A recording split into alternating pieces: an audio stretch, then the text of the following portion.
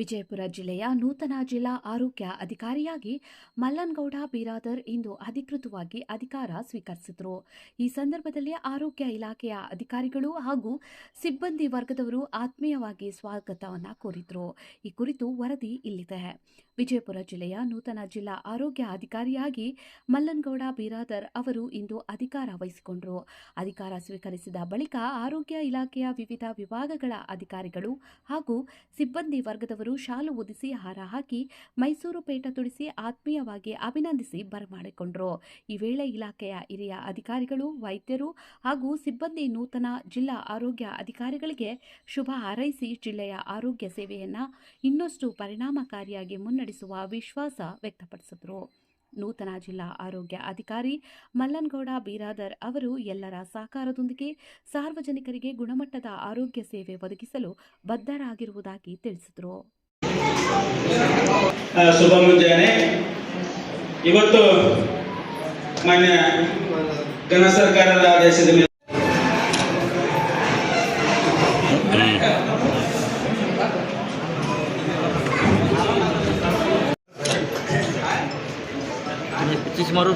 ಹಾಗೂ ಲಿಪಿಕ ಸಂಘದ ಸದಸ್ಯರು ಅವರಿಗೆ ಜೋರಾದ ಚಪ್ಪಾಳೆ ಮೂಲಕ ಅವರನ್ನ ಸ್ವಾಗತಿಸಬೇಕಂತ ನಾನು ವಿನಂತಿಯನ್ನು ಮಾಡ್ತಾ ಇದ್ದೀನಿ. ಅದೇ ರೀತಿಯಾಗಿ ಸ್ವಾಗತಿಸಬೇಕಂತ ನಾನು ವಿನಂತಿಯನ್ನ ಮಾಡ್ತಾ ಇದ್ದೀನಿ. ಅದೇ ರೀತಿಯಾಗಿ ತಾಲೂಕು ಆರೋಗ್ಯ ಅಧಿಕಾರಿಗಳಿಗೆ ವಿನಂತಿಯನ್ನ ಮಾಡ್ತಾ ಇದ್ದೀನಿ.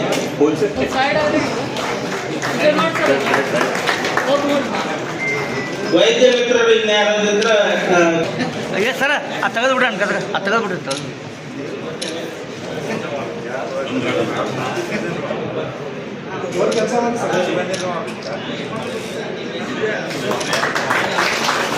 ಎಲ್ಲ ಲಿಪಿಕ ಸಿಬ್ಬಂದಿಯ ಪದಾಧಿಕಾರಿಗಳು ಅವರಿಗೂ ಕೂಡ ಧನ್ಯವಾದಗಳನ್ನು ಅರ್ಪಿಸ್ತಾ ಇದ್ದೀನಿ.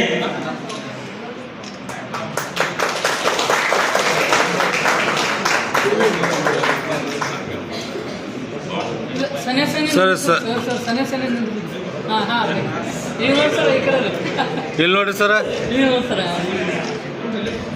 ಈ ಒಂದು ಗಳಿಗೆಯನ್ನು ನೋಡಿದ್ರೆ ನಾವೆಲ್ಲರೂ ಕೂಡ ಇವತ್ತು ಸಂತೋಷವಾಗಿದ್ದೀವಿ. ಹಾಗೆ ಸಂತೋಷವಾಗಿ ಒಬ್ಬರನ್ನ ಬರಮಾಡ್ಕೊಳ್ತಾ ಇದೀವಿ, ಸಂತೋಷವಾಗಿ ಒಬ್ಬರನ್ನ ನಾವು ಮೇಲ್ಹುದ್ದೆಗೆ ತಿಳ್ಕೊಳ್ತಾ ಇದ್ದೀವಿ. ಹಾಗಾಗಿ ನಾವೆಲ್ಲರೂ ಕೂಡ ಇವತ್ತು ಒಂದು ಸನ್ಮಾನವನ್ನ ಮಾಡ್ತಾ ಇದ್ದಾರೆ. ಅವರಿಗೂ ಕೂಡ ಧನ್ಯವಾದಗಳನ್ನ ಅರ್ಪಿಸ್ತಾ ಇದ್ದೀನಿ.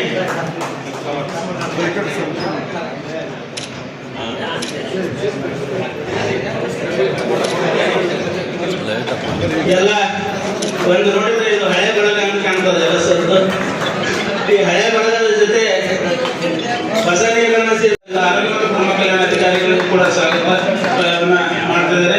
ಹಾಗೂ ಇಲಾಖೆಯ ಪರವಾಗಿ ಹಾಗೂ ನೂತನವಾಗಿ ಬಂದಂತ ಜಿಲ್ಲಾ ಆರೋಗ್ಯ ಮತ್ತು ಕುಟುಂಬ ಕಲ್ಯಾಣ ಅಧಿಕಾರಿಗಳ ಪರವಾಗಿ ಅವರಿಗೂ ಕೂಡ ಅಭಿನಂದನೆಗಳನ್ನ ವಂದನೆಗಳನ್ನ ಸಲ್ಲಿಸ್ತಾ ಇದ್ದೇನೆ.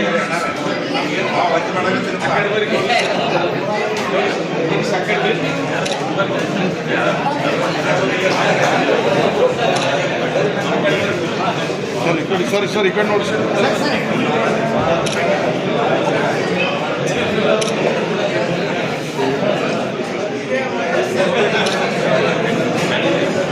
ಸರ್ ಈ ಕಡೆ ನೋಡಿ ಸರ್. ಸರ್ ಇಲ್ಲಿ ನೋಡ್ರಿ ಸರ್ ಇಲ್ಲಿ ನೋಡ್ರಿ.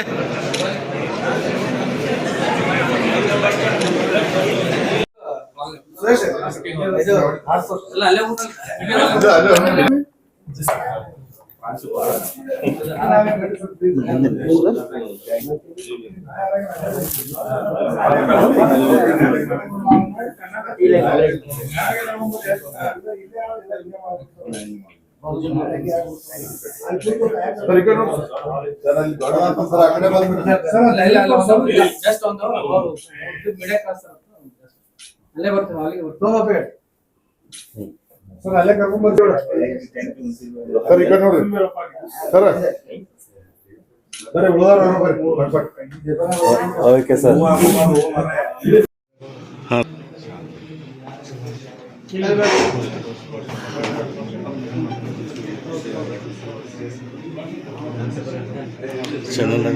ಚೆನ್ನಾಗಿದೆ.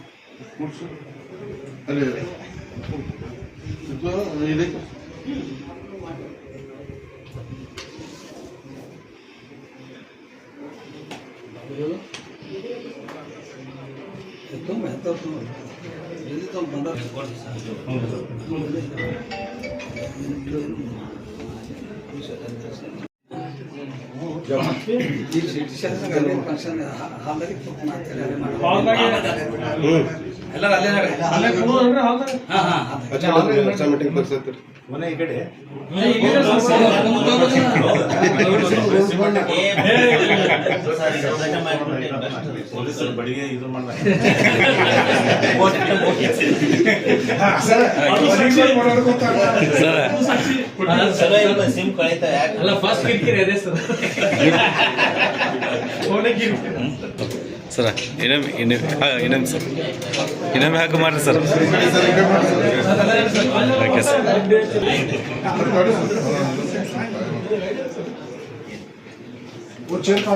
बैठ अपन बड़ा नहीं है. हाँ ओके सर. ಸರ್ ಒಂದು ಇಲ್ಲೇ ಇಂದು ನಾನು ಡಾಕ್ಟರ್ ಮಲ್ಲನಗೌಡ ಬಿ ಬಿರಾದರ್ ಅಂತ ಜಿಲ್ಲಾ ಆರೋಗ್ಯ ಮತ್ತು ಕುಟುಂಬ ಕಲ್ಯಾಣಾಧಿಕಾರಿಯಾಗಿ ಅಧಿಕಾರವನ್ನು ಸ್ವೀಕರಣೆ ಮಾಡಿದ್ದೀವಿ. ನಮ್ಮ ಕರ್ನಾಟಕ ಸರ್ಕಾರದ ರಾಷ್ಟ್ರೀಯ ಕಾರ್ಯಕ್ರಮಗಳು ಅನುಷ್ಠಾನದಲ್ಲಿ ನಾವು ರಾಜ್ಯದಲ್ಲಿ 1 ಅಥವಾ 2 ಅಥವಾ 3ನೇ ಸ್ಥಾನದಲ್ಲಿ ತರಲಿಕ್ಕೆ ನಾನು ಪ್ರಯತ್ನ ಮಾಡ್ತೀನಿ.